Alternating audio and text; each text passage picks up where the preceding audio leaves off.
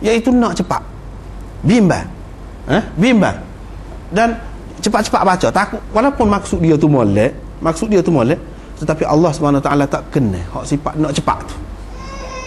Itu sesuai dia. Hak mula-mula tu dia galakkan hak kemudian, hak lambat, iaitu akhirat.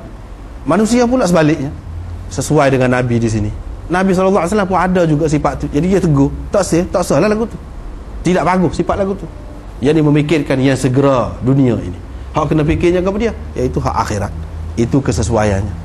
Nabi SAW walaupun dia nak segera, tak dibaca nak cepat tu dengan maksud baik, tak ada dunia pun, tetapi tak boleh juga.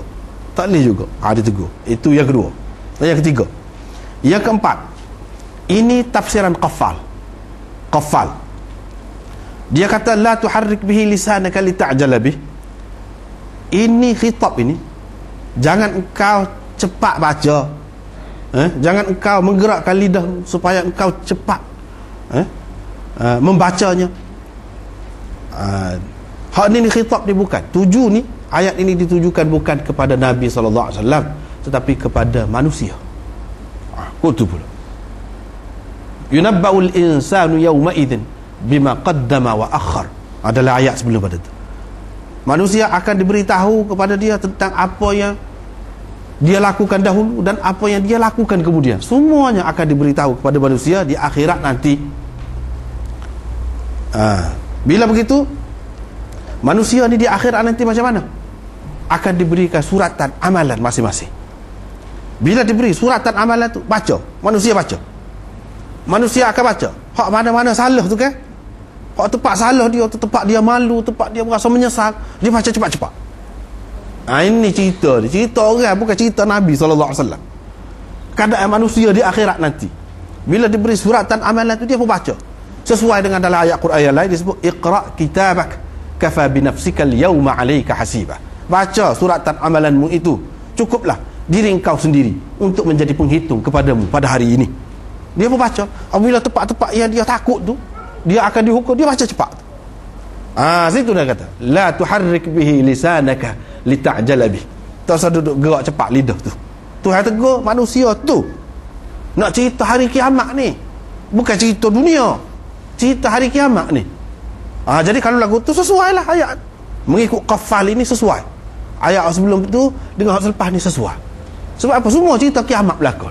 Keadaan manusia di hari kiamat akan baca surat tak amalan dia, lagu itulah keadaan dia.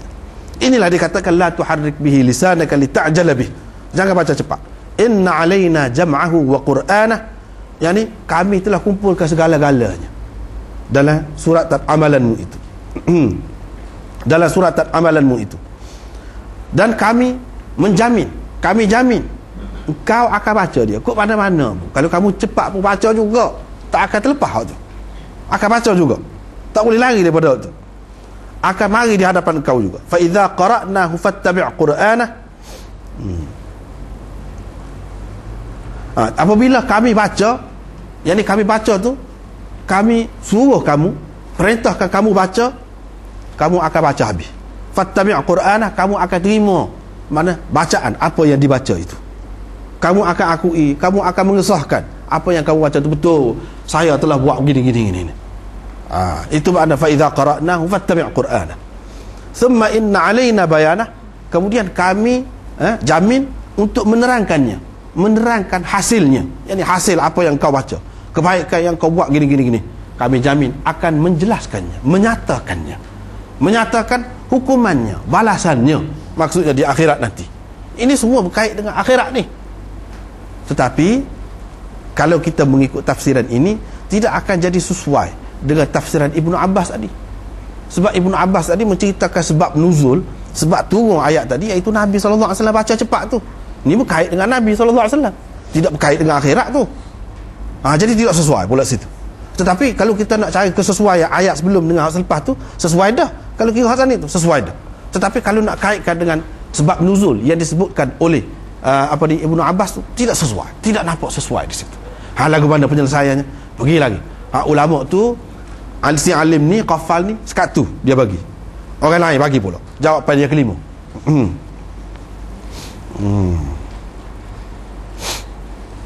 Iaitu seringkali Allah Subhanahu Wa Taala kalau sebut dalam Quran ni kan, kalau dia sebut tentang suratan amalan manusia, suratan amalan manusia di akhirat, selalu dia sebut selepas pada tu iaitu apa ni, suratan hukum dalam dunia. Suratan hukum dalam dunia ni iaitu panduan dalam dunia, iaitu Quran. Selalu dia sebut. Kalau kita perhati dalam Quran, kalau sebut tentang manusia akan diberi suratan amalan dia, kitab dia, apa ni, di akhirat nanti, lepas pada tu selalu dia sebut iaitu Quran. Dia sebut Quran. Yang ni Quran inilah, kalau kamu berpandukan Quran inilah, maknanya akibatnya kamu akan mendapat hasil yang baik di dalam suratan amalanmu. Kamu akan terhindar daripada perkara-perkara yang tidak baik, yang dikira sebagai tidak baik dalam suratan amalanmu.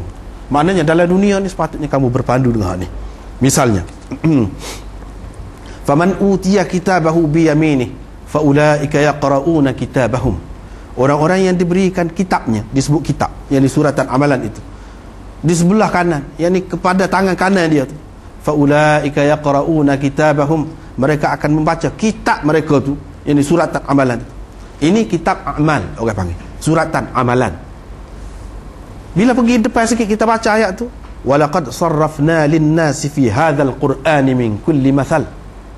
Ayat tu, kami telah membuat macam-macam perbandingan kepada manusia dalam Quran ini. Dia sebut, ni kitab, satu macam kitab. Hak tu kitab tu akibat.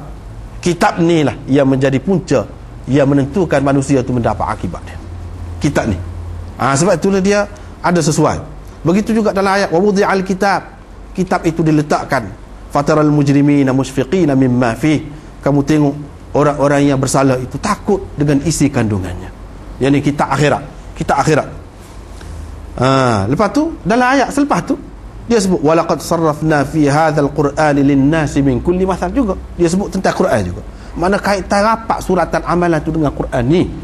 Tu dia nak cerita. Begitu juga dengan ayat yauma yunfakhu fis suri wa nahsyurul mujrimina yauma idzin zurqa.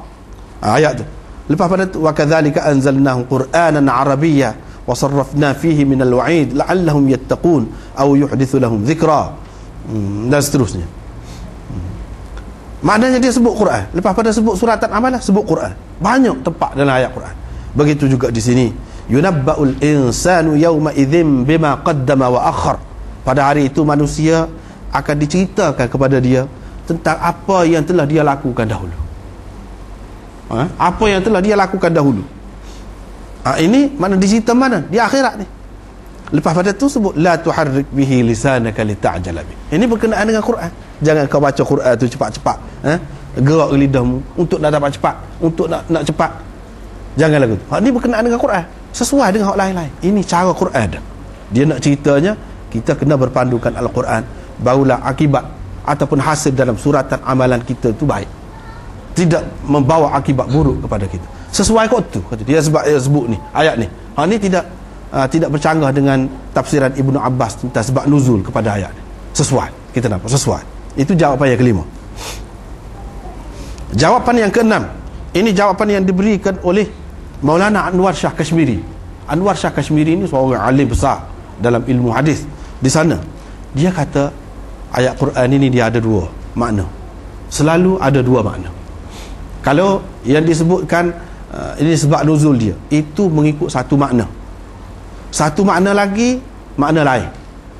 Yang dikatakan ayat Quran ini mesti dia sesuai antara satu ayat dengan satu ayat yang lain, yakni kalau kita tak mengambil kira sebab nuzul dia, itu dia panggil makna awali baginya, makna asal bagi sesuatu ayat Quran itu.